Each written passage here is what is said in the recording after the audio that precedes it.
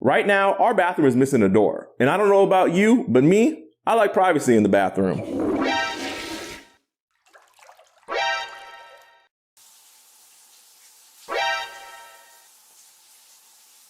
So what's more private than a barn door? Well, yeah, a door that locks, but that would be boring, so we're gonna make a barn door. Let's do it. Alright, let's just start with making a skeleton frame for the barn door first. You may be asking yourself right now, what in the world is a skeleton frame? And that is a good question. First, I need to go ahead and cut down some side rails, which is better done when it's done together, like many things in life. I also need to go ahead and cut down some connection rails, 6 to be exact. And these are 1x4s in case you were wondering. The steps that you see me doing right now is due to the barn door hardware that I bought back in 2021. More on that later. These 1x4s had a roundover, so I went ahead and removed those, as this will make it a lot easier to glue up later on. Maybe this should have been the first step, but a little planning can go a long way. And here I plan to rip these boards down to 3 inches wide, so I accounted for it when cutting the connection rails. I went ahead and taped up the connection rails together and then cut them to final size. Work harder, not smarter. Next, let's go ahead and get down to business. Pocket hole business. I hate this step so much. I was just trying to make it sound exciting. Kids, don't be afraid to say no. I added some glue and then I screwed the boards together. You're gonna have to trust me here when I say I added glue. You might be wondering, how did the rest of the glue up and screw up go? And the answer is in the question. It was a bit of a screw up. Who needs a larger or worse surface? Not me. Okay, maybe me. If you're enjoying my misery, go ahead and like this video and subscribe. And if you're not, go ahead and do it anyways. As you can see, things were literally falling apart on me. This was at the end of a long, hot Texas day. So I just went ahead and turned the camera off and went straight to bed. If you knew the wife, you'd know that never happened. She sprayed me off with a hose, then burnt my clothes, then demanded I shower. Okay, that all might just be made up. Well, not the shower part, but I did that of my own free will. Okay, the second time around, things went a whole lot smoother. It helps that sometimes I do learn from my mistakes. It's a rare occurrence, but it does happen. I couldn't have done this without my table saw and a pair of rolling stands. They were the real heroes here. Sometimes it's as easy as using the tools you have to get the job done. I'm going to go ahead and cut down a panel of OSB. Truly surprising, I know. And plywood. Oh, slight plot twist there, huh? Just a heads up, we're going to go ahead and skim through a lot of the plywood steps in this video, as they're pretty much the same steps as the OSB. I used the skeleton frame as a stencil and traced out the shape. You may not know this about me, but I would rather not have to think, or let alone do math. I went ahead and made sure I cut everything slightly oversized. This will make my life a whole lot easier, as I can just go ahead and flush everything up later with a router. So I wouldn't necessarily call my shop small, as I've worked in smaller areas before, but messy and disorganized, absolutely. But also, I'm going to call it small. The joys of a small shop is moving things around and figuring out where things go while you're working on other things. It's a little chaotic.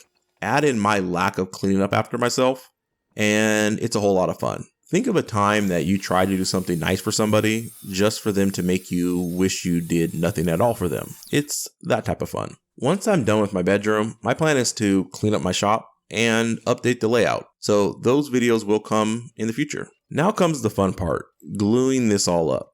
I'm going to start with the OSB. I thought about using screws for this part, but I didn't want to fill any holes in the OSB or plywood. So let's go ahead and start the process of gluing and adding a bunch of clamps. So apparently I did use screws. I totally forgot about this part. My dad, he's a liar. But to be fair to me, I only use them as clamps for the glue to dry, as I don't own enough clamps. So technically, I didn't lie. So it was glue, screw, clamps. All the clamps here are pretty much all the clamps I own. I waited a few hours for the glue to cure, dry, or whatever you want to call it. Then I could go ahead and remove all the screws and the clamps. Oh, real quick, I forgot to add that bottom rail, but then I remembered, so I added it.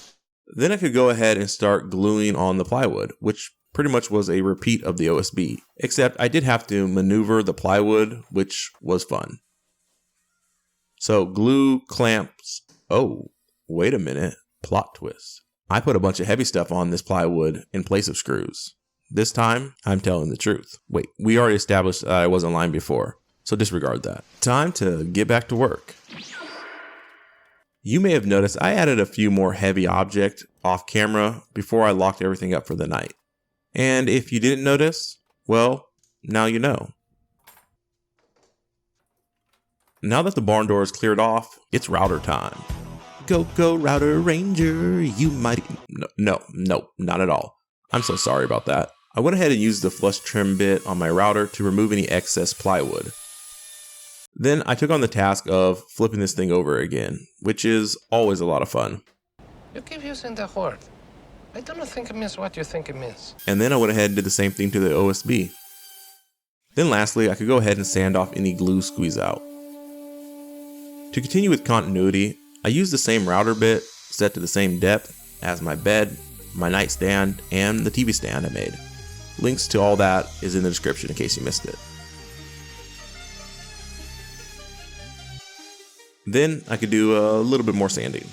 I could then go ahead and flip the barn door over again, and then get a face full of router dust. Fun. I get to truly have all of the fun. Then I went ahead and repeated the steps with the plywood, with one exception. I raised the bit to almost nothing. Why, you ask? I don't know. I just did. I went ahead and painted the plywood side first. I painted this with the same white paint that I used in my bathroom, which I really haven't shown much of yet, but will in the future. I ended up doing 2 coats of white paint. Then life got a little busy. It's been about a week since I've worked on the barn door. I truly am a slacker. I enlisted the help of the wife to add some painter tape to the OSB. We came up with a bunch of different designs for this door, but in the end we decided to do a simple paint job, as everything else was too busy per the wife. Last thing I need to do before painting was add some sealer around the painter tape to try to prevent any bleeding. So the wife came up with a pretty interesting idea to add some functionality to this door. The wife said, instead of using black paint that we already have, what if, wait for it, we use a different black paint? Nice, right? Oh, I should definitely say black chalkboard paint. Noise! Whether it be a Bible verse, an inspirational quote, or just I love yous to each other, the wife wanted a space to be able to write something that could help us out of a bad day, but also inspire us on a good day. So I went ahead and added 4 coats of chalkboard paint. All right, let's go ahead and jump back to day 1 real quick and answer that question about the skeleton frame. Actually, hold on 1 second.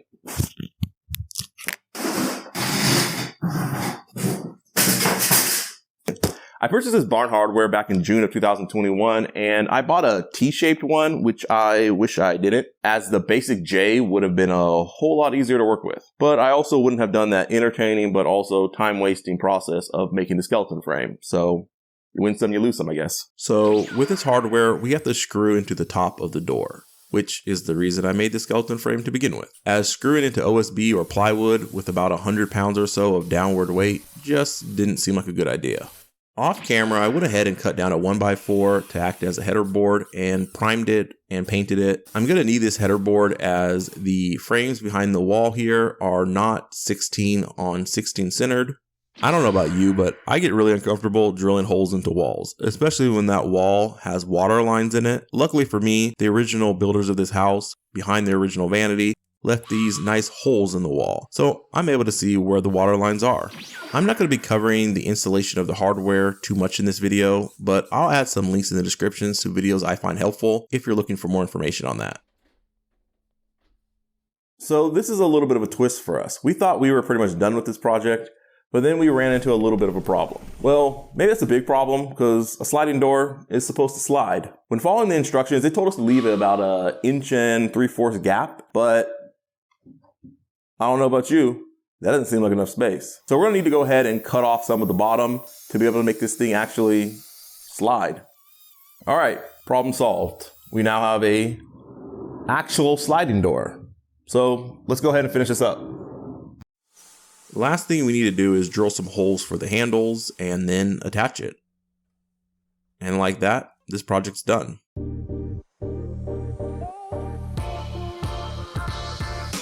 I think this door came out really great. OSB always has a lot going on with it just because of its texture. So going with a simple design I think was the right call. And in case you wanted to know, all in, this door cost us.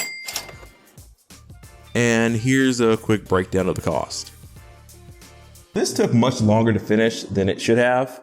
We really dragged our feet on the whole installation part, but now we have the project done and we get to move on to the next one, which is a custom couch. I mean, how hard could that be? We have no idea how long it's going to take us to finish that one, so wish us luck. Bye.